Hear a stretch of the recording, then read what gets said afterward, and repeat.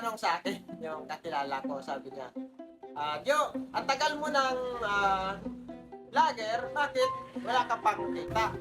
Ang tagal-tagal mo na. Ikaw naman dyan,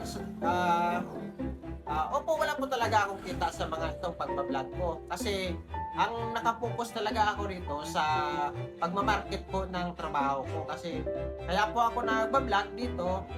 Actually po, mahihain po talaga ako. Kumbaga, tinakabalan ko lang yung mukha ko para at least makaharap ako sa camera, ma-market ko yung trabaho ko na kagaya nito, yung glass and aluminum installer, welder, yan po talaga yung trabaho ko. Kaya kumbaga, kahit wala po akong sahod dito sa social media, ay napakalaking tulong po sa akin sa trabaho ko na makikita ni client yung mga gawa ko nga dati, yung mga finished product ko, yung mga design.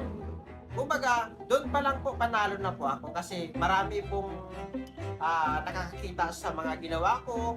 Nirekomenda ako ni Facebook sa community ng mga glass at aluminum installer. Diyan pa lang po panalo na po ako.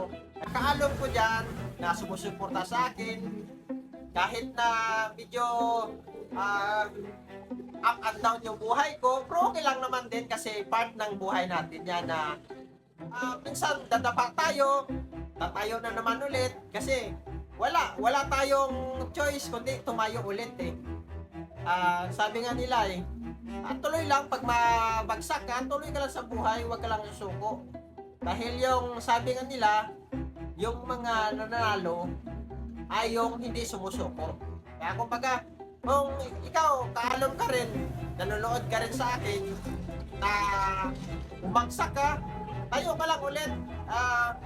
Walang imposible kay Lord sa atin. Kumbaga, kahit na bumagsak tayo, tuloy lang sa buhay. Nagbukas kami ulit ng shop kasi dati na bumagsak po kami kasi nga nagka-problema kami sa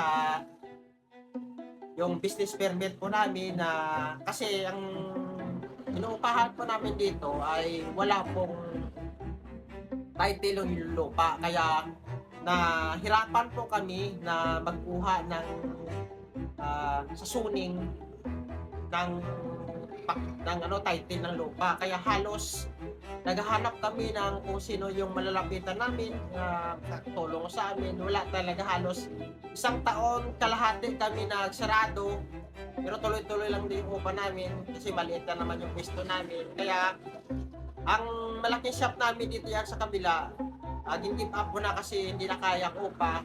Mas malaking expenses po namin. Kaya ito, tinagaan ko lang muna to para panimula ulit.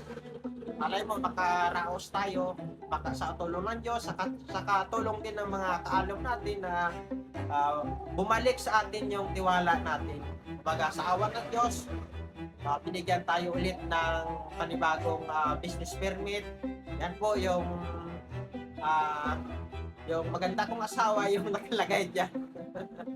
Shout out sa'yo, Miss Grace Beltran. Tapos yung pangalan ng shop namin ay Beltran Aluminum Works. Yan po yung maganda kong asawa. So, sa next episode tayo mga kaano. Ingat!